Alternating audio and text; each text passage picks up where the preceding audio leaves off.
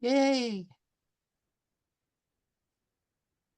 Y'all can see it, and if change the slide, you can see Yes. that. And every Okay, great. is everyone in good shape? Very good. Okay, Amanda, feel free to introduce yourself and let us know how this fits into your planned book.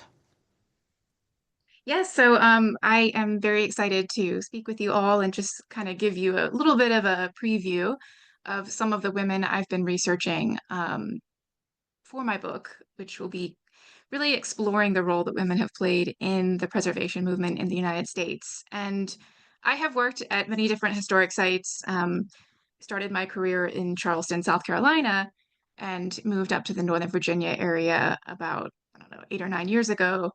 But I started realizing that pretty much every site I worked at, there was a story of women who saved that place. And I just was very fascinated about the role of women in preserving our collective past as a nation, especially as we approach the 250th.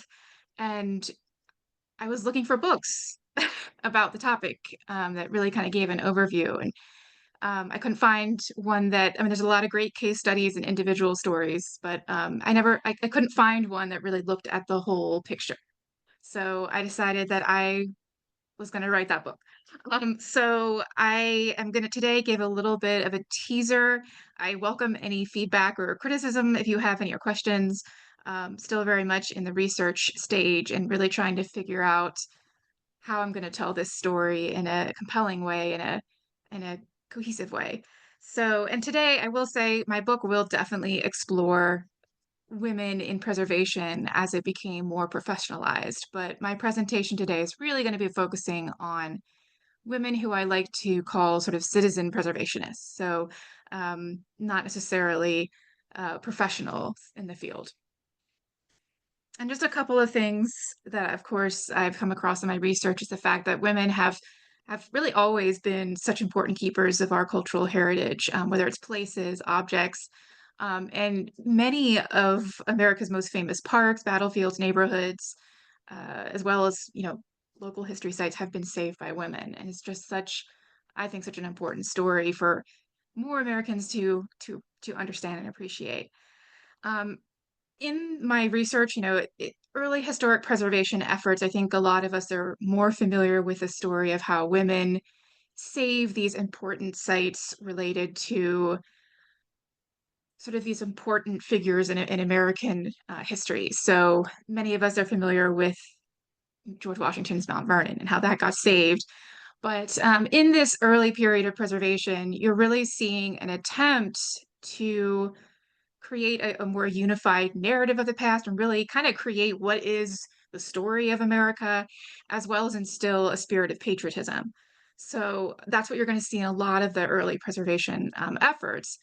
But preservation is interesting because it really was a socially acceptable way, even in more conservative parts of the country, for women to engage in these civic conversations. And it really, you see, as time goes on, preservation becomes sort of this avenue for women to become more involved in other social and political spheres. So I think that is fascinating.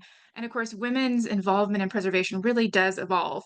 As the field, of course, professionalizes, it changes how the roles that women are playing in preservation, but you're also seeing this evolution in motivations for women who are saving historic sites and seeing a desire to tell really a fuller story and save places that reflect the complexity of American history. So, not just sort of this idea of a glorified past, but saving sites that really reflect times that America has failed to live up to its founding ideals. So, those are just some of the threads that I've been playing with in my research.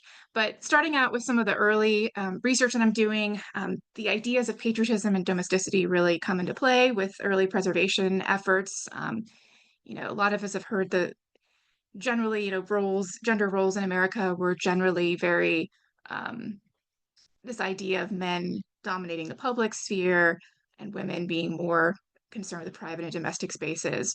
Um, Women always push back on that, but there is that sort of division that you see in early America, particularly in upper classes and more conservative parts of the country. And of course, although a later term, the idea of Republican motherhood, this sort of belief that women were meant to play a key role in raising that next generation of patriots. You really see that come into play with the preservation movement. Women became involved in public commemorations of patriotism, and they became, like I said, very sort of acceptable avenues into larger civic participation. And so, this first story that I want to highlight today is the story, some of you may be familiar with it, of the Bunker Hill Monument Fair of 1840. Um, the This is often cited as one of the first examples of women involved in historic preservation. Stay tuned. I don't know if that, hopefully, maybe I'll find something else. But this is an interesting story because Bunker Hill, there were efforts to build a monument at Bunker Hill in 1825. So, fairly early on. And it stagnated for years due to a lack of funding. But the idea of raising funds for a public monument was seen very much as a man's job.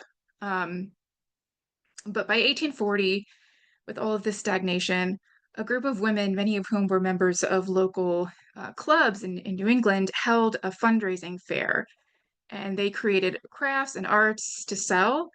And in a short span of just 5 days, they brought in well above the goal of $30,000 that was needed to construct the monument. So um, to me, it's like women, they get involved and they get the job done. I wonder if perhaps the Washington Monument here in DC would have benefited from women participating in that fundraising.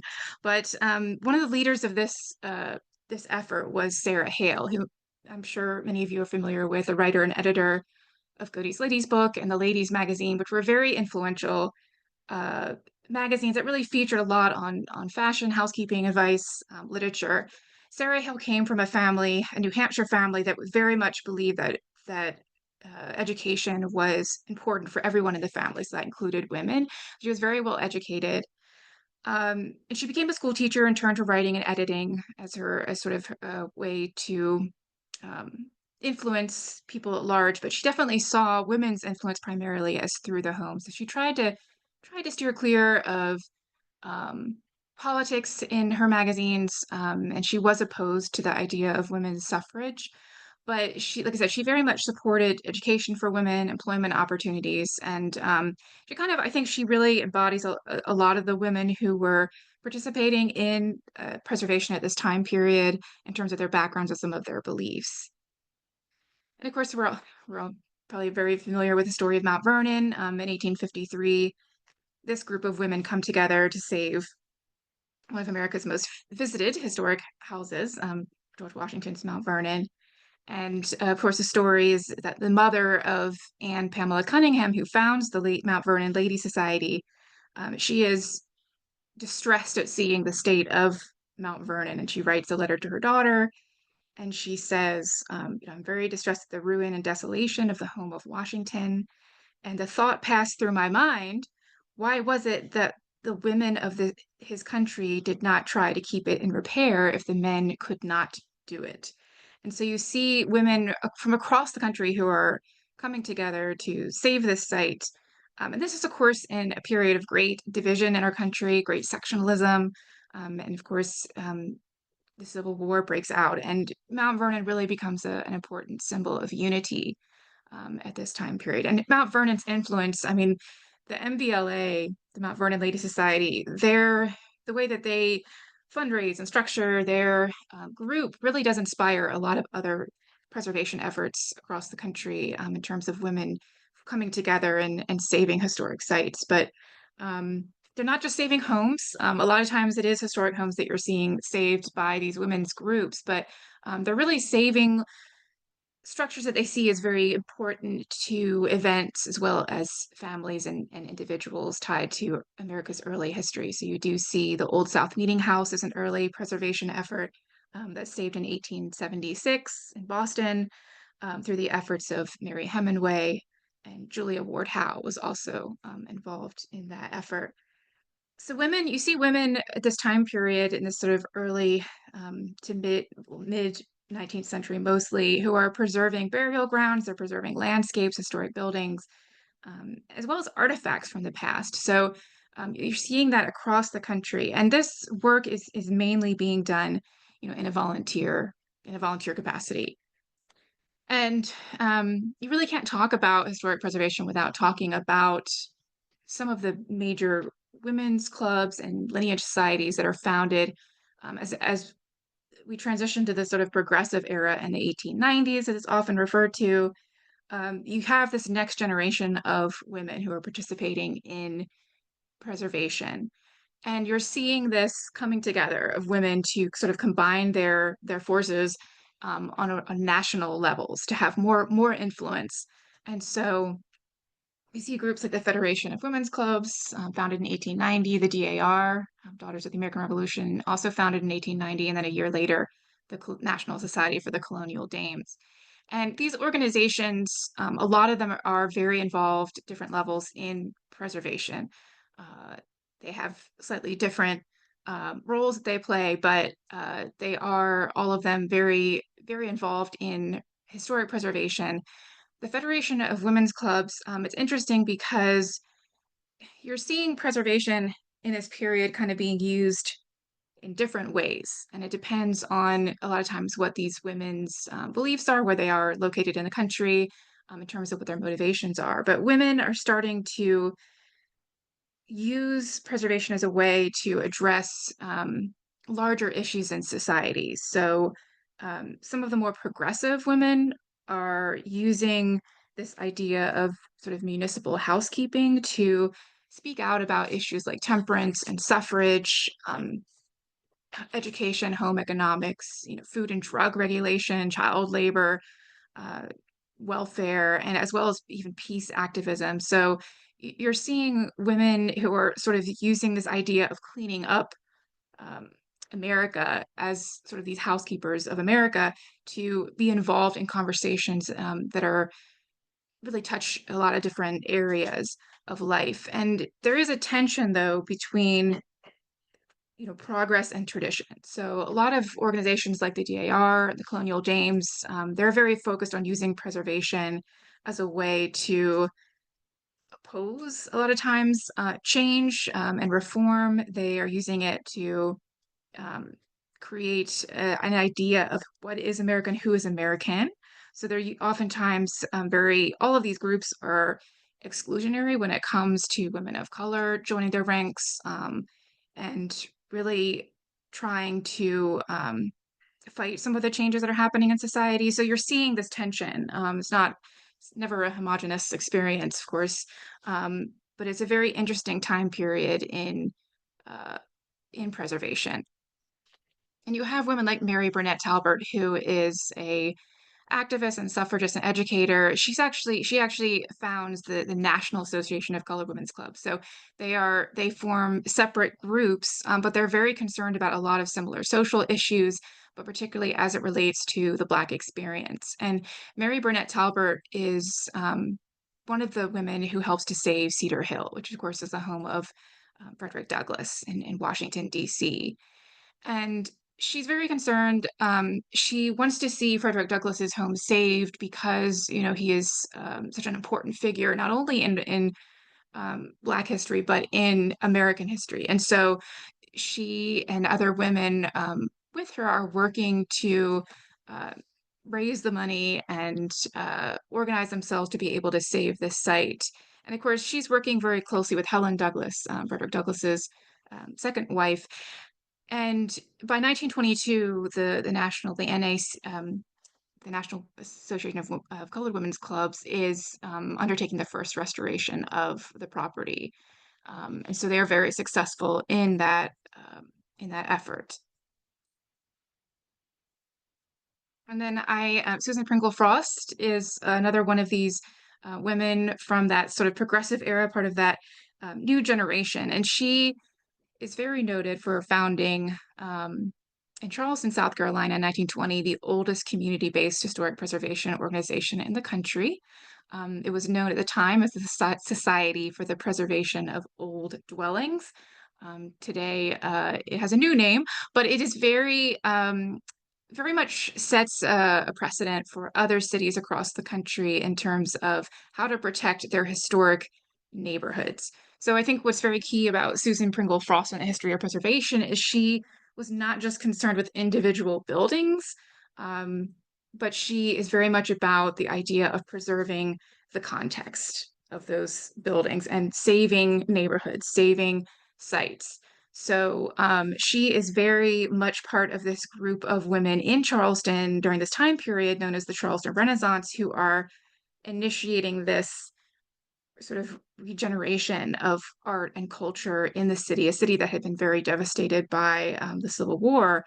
And she and her and the women who she works with are definitely crafting a very romantic image of the city, which still holds a very strong sway in the popular imagination. So again, they are presenting a view of Charleston that may not always be um, warts and all, but they are very focused on the idea of preserving large parts of spaces, including smaller. So they want to include the saving of more sort of everyday spaces, so shops, warehouses, things like that as well. And so the nation's first zoning ordinance happens in Charleston. Charleston, of course, very instrumental to the preservation movement. And she does a lot with the idea of rehabilitating historic homes. She was actually the first professional female real estate agent in the city. So she was using her real estate background and her wealth, coming from a very wealthy Charleston family, to help invest and preserve some of these neighborhoods. And the first place I ever worked was the Joseph Manago House in Charleston, South Carolina, and that is a house that she helped save from destruction. It was going to be torn down to make way for a gas station in 1920, but it was a home of a very prominent French Huguenot family in Charleston. And she goes on through her efforts, of course, to save so many parts, so many neighborhoods in Charleston. And I can't not talk about Pope Leahy House. So I'm going to mention this house mainly to discuss the impact of modern development on the preservation movement and how women are responding to that. Namely, if you're familiar with the Pope Leahy House story, you'll know that the second owner of the site, Marjorie Leahy, she was very concerned by the fact that her home was in the path of the expansion of Interstate 66. And across the country, you're seeing women who are fighting to save historic places and homes that are in the path of the interstate system, the new interstate highways. And her story is one where she is kind of an unassuming, housewife, but when she finds out that her house designed by Frank Lloyd Wright is going to be torn down, she starts fighting back, and she starts a letter writing campaign. She's contacting all the right people, including the Secretary of the Interior, Stuart Udall, as well as the leader of the National Trust for Historic Preservation at the time. And she is complaining because her house, I mean, she knows that it's not old. It's only about 20, 25 years old at the time that the house is under threat, but she is desperate to see the site saved for its cultural significance. And so she really does help to um, influence some of these leaders in preservation. And actually, a lot of the publicity around the potential loss of the Pope Leahy House really had an impact on um, the National Historic Preservation Act of 1966, and this concern over how federal projects like the interstate systems were going to be impacting historic sites moving forward, and how to sort of protect some of these places. So she's great, and I know that they're opening an exhibit about Marjorie Leahy at Woodlawn and Pope Leahy in April. So definitely go and check out that to learn more about her story. But the house is saved. It is moved from its location in Falls Church originally to the grounds of Woodlawn Plantation, which was a National Trust site. So it was preserved, though not in its original location. And the last story I'm going to highlight is the story of Manzanar National Historic Site in California. And this story uh, is really, I think, a powerful one because to me, I'm very fascinated by the stories of women who for them, the history is personal and very often painful, and yet they are doing the work of saving these sites they have a very complicated relationship with. And for Sue Kunotomi Embry, she and her family, she was a young woman, she and her family were incarcerated at Manzanar during World War II, during the forced incarceration of Japanese Americans. And she was very obviously impacted by her time there. She went on to become an activist and really a civil rights educator as well. And she attends the first pilgrimage to Manzanar by many of the survivors in 1969, and that really gives her a platform to talk about civics. And she is one of the founders of the Manzanar Committee and really works to help establish the National Historic Site at Manzanar, which finally happens in 1992. But it was a long fight. But she worked very closely with the National Park Service throughout that whole process to see that site preserved and to see it become part of the Park Service. And I think for me, her story really highlights that idea that women, um, in preservation, they are you're seeing that evolution in what sites are being saved, and also as a result of their efforts, the efforts of women like Sue, you're seeing the public start to also value sites that are not necessarily the traditional ones. So her story, and there's so many others that like hers that are going to be featured as well in the book, and I think that's really something I'm excited about doing, is bringing some of these unsung women stories really to the forefront. But of course, the influence of the Historic Preservation Act in the 60s did a lot to change the field, of course, of historic preservation. And in my book, I definitely will be discussing how the professionalization of the field impacts women's involvement. But I think I'm struggling right now with how far up do I go in my book? Like do I talk about more recent history where the people are very much still alive, and it's always challenging to write a history about that. So I'm still kind of trying to decide where do I end this story. But that is pretty much everything that I have to share today.